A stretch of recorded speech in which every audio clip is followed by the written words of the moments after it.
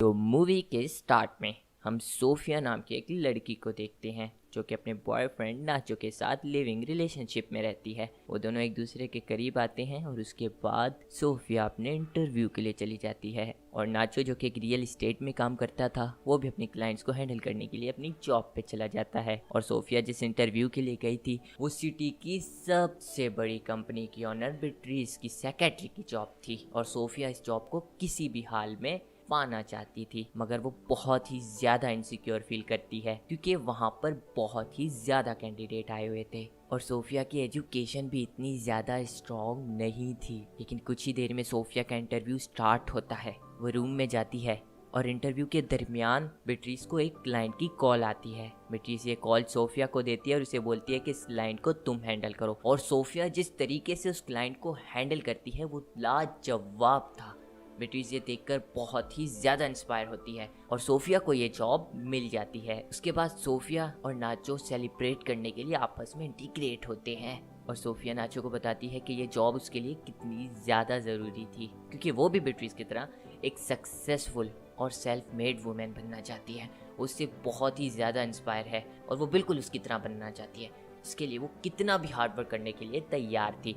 अगले ही दिन हम सोफिया को बिट्रीज के साथ देखते हैं। बिट्रीज उसको लीड करती है मीटिंग रूम तक और उसे हर चीज़ के बारे में गाइड करती है। कुछ ही देर में मीटिंग स्टार्ट होती है और सोफिया ये सारा मंजर बाहर खड़ी अपने आंखों से देख रही होती है और ये मीटिंग बहुत ज़्यादा टाइम तक चलती है और रात हो जाती है। सोफिया वहीं पर सो जाती है। कुछ ही देर में मीटिंग खत्म होती है तो बिट्रीज वहाँ पर आती है और सोफिया को सोता देख वो उसका फ़ोन उठाती है और उसमें वो नाचो की पिक देखती है और फिर जल्दी से वो सोफिया का फ़ोन वापस रखकर उसे नींद से जगाकर घर भेज देती है।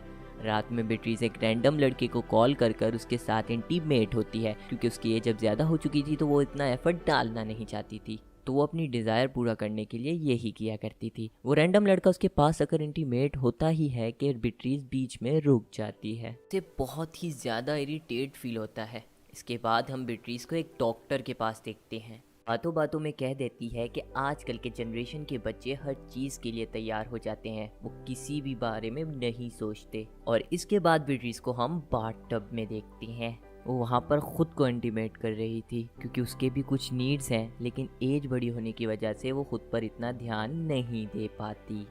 और अगले ही सीन में हम सोफिया को देखते हैं जो कि रोज़ उठकर अपनी प्रेगनेंसी चेक करती थी। सोफिया नाचो को कहती है कि हमें आगे जाकर फैमिली बनाकर रहना है तो ये नामुमकिन है क्योंकि उसे भी बिट्रीज की तरह एक सक्सेसफुल वूमेन बनना है। क्योंकि बिट्रीज ने हमेशा अपने काम पर फोकस किया, इसीलिए उसे कोई भी बच्चा नहीं है और उसकी कोई भी फैमिली नहीं है। फैमिली एक डिस्ट्रैक्शन है जिसकी वजह से सोफिया फैमिली नहीं चाहती थी। इसके बाद हमें पता चलता है कि सोफिया नाचो के बच्चे से प्रेग्नेंट है। ये बात सोफिया के लिए एक बहुत ही बड़ा शॉक था। वो चर्च जाती है और फादर को कन्विंस करती है कि मैं मां नहीं बनना चाहती। वो अपने बच्चे को अडॉप्ट करने वाली थी।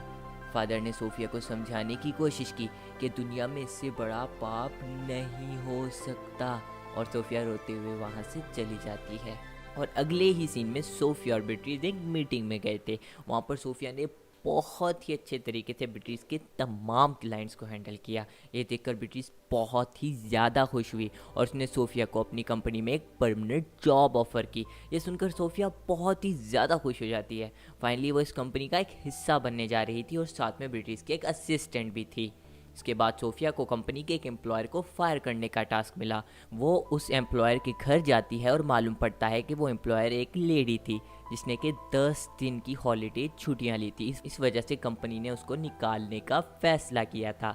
वो लेडी कहती है कि मेरा रीज़न वैलिड था, मेरे पास मेडिकल सर्टिफिकेट भी है। असल में उस लेडी को एक बेबी हुआ था और जिसकी वजह से ये सारी प्रॉब्लम क्रिएट हुई। और ये सब सुनने के बाद भी सोफिया उसकी कोई भी बात नहीं मानती और मजबूरन इस एम्प्लॉय को कंपनी छोड़कर जाना पड़ता है। और इससे हमें ये पता चलता है कि बिट्रीज की कंपनी की वैल्यूज़ क्या है। अगर कोई एम्प्लॉय प्रेग्नेंट हो जाती है तो वो अपने काम पर 100% फोकस नहीं कर पाती और इस वजह से उसको कंपनी से फायर कर दिया जाता है। सोफिया उस एम्प्लॉय को कॉन्ट्रैक्ट पर साइन करवाने के बाद बीट्रीज की केबिन में गई और वहाँ पर बीट्रीज ने उसको बताया कि जिन लोगों को बेबी हो जाता है वो अपनी काम पर 100% फोकस नहीं कर पाते, ऐसे लोग मेरी कंपनी के लिए बिल्कुल ही यूजलेस हैं। ये सुनकर सोफिया रोने लगी क्योंकि वो भी प्रेग्नेंट थी। रोते हुए उसको वॉमिटिंग हो गई। ये देखकर बीट्रीज समझ जाती है कि सोफिया भी प्रेग्नेंट है। सोफिया को रियलाइज हो गया था कि उसकी जॉब चली जाएगी। सोफिया इस बेबी को अबॉर्ट करने वाली थी ताकि इस कंपनी में वो रह सके, क्योंकि लाइफ में सक्सेस उसके लिए बहुत ही ज़्यादा इम्पॉर्टेंट है। ये सब बातें वो बीट्रीज को बताती है। वो बीट्रीज से कहती है कि प्लीज़ मुझे कंपनी से मत निकालो, मैं कुछ भी करने के लिए रेडी हूँ। बीट्रीज सोफिया से पूछती है कि तुम प्रेग्नेंट हो, इस बारे में तुमने किसी को बताया है? सोफिया कहती है कि नहीं, सिर्फ आपको मालूम है, मैंने अपनी फैमिली या बॉयफ्रेंड किसी को भी इस बारे में नहीं बताया। और अगले ही सीन में हम बीट्रीज को उसके लॉयर के साथ देखते हैं। वो लोग आपस में डिस्कस कर रहे होते हैं कि हमारा देश किन चीज़ों में लीगल और किन चीज़ों में इनलीगल है। और उसका लॉयर उससे ये पूछने की वजह मालूम करता है तो बीट्रीज कहती है कि मैं माँ बनना चाहती हूँ पर मुझे शादी भी नहीं करनी। मेरी कंपनी में एक सोफिया नाम की एम्प्लॉय है जो कि मेरी असिस्टेंट है और वो प्रेग्नेंट है और वो अपने जॉब को छूट जाने के डर से अपने बेबी को अबॉर्ट करना चाहती है, लेकिन मैं उसी बेबी को अडॉप्ट करना चाहती हूँ। ये सुनकर उसका लॉयर खुश होता है और उसे मुबारक देता है। बेटी सोफिया को फ़ोन करती है और उसको कहती है कि मैं तुम्हारे बेबी को अडॉप्ट करना चाहती हूँ, इससे तुम्हें भी फ़ायदा होगा और मैं भी माँ बन जाऊँगी। सोफिया इस बारे में सोचने लगती है, लेकिन अंदर से उसको ये आइडिया बिल्कुल भी अच्छा नहीं लगता, क्योंकि उसे लग रहा था कि बाद में उसे जॉब से निकाल दिया जाएगा, क्योंकि उसने ऑलरेडी ज्वाइनिंग के टाइम अपने डॉक्यूमेंट फेंक दिए थे, जो कि एक बहुत ही बड़ा क्राइम है और उसको जेल में डाल दिया जाएगा। सोफिया फिर सोचती है कि अगर उसको लाइफ में आगे बढ़ना है तो उसको हार्ड डिसीजन लेने पड़ेंगे और फाइनली बीट्रीज को अपना बेबी देने के लिए मान जाती है। बीट्रीज सोफिया को कहती है कि लास्ट मंथ तुम मेरे साथ रहोगी। वो चाहती थी कि ये बात उसके सिवा किसी को पता न चले। बीट्रीज चाहती थी कि सोफिया प्रेग्नेंट के बाद उसके साथ रहे क्योंकि वो उसका ख्याल रखना चाहती थी। बीट्रीज सोफिया को कहती है कि तुमको प्रेगनेंसी के 6 मंथ तक अपने बॉयफ्रेंड को छोड़ कर जाना भी होगा और जहां मैं कहूँ तुम्हें वहां पर रहना होगा। सोफिया इस बात पर मान जाती है और एग्रीमेंट पर साइन करती है। ऑफिशियली वो अब एक सरोगेट मदर बन गई थी। अब वो नाचो से मिलने जाती है और उसको बताती है कि उसको कुछ टाइम के लिए सिटी छोड़नी होगी क्योंकि वो अब एक हायर पोस्ट पर है और सैलरी भी डबल हो गई है। असल में भी ये होने वाला था, सैलरी भी बढ़ने वाली थी और कंपनी में उसको प्रमोशन मिल रहा था। इस डील से उसको बहुत फ़ायदा था। नाचो को सोफिया की ये बात बिल्कुल भी पसंद नहीं आती है क्योंकि वो नहीं चाहता कि सोफिया उसको छोड़कर जाए, बट फाइनली सोफिया ने उसको कन्वेंस कर लिया था। बेट्रीज एक दिन सोफिया को शहर से दूर एक लग्जरी घर में ले जाती है। वहाँ पर सोफिया रहने वाली थी। उस घर को देखकर सोफिया बहुत ही अमेज हो जाती है। उसको प्रेगनेंसी के वक्त जिस भी चीज़ की ज़रूरत होगी वो सब उसे मिलेगा और बेट्रीज ने उसके लिए एक प्राइवेट शेफ़ भी रखा था।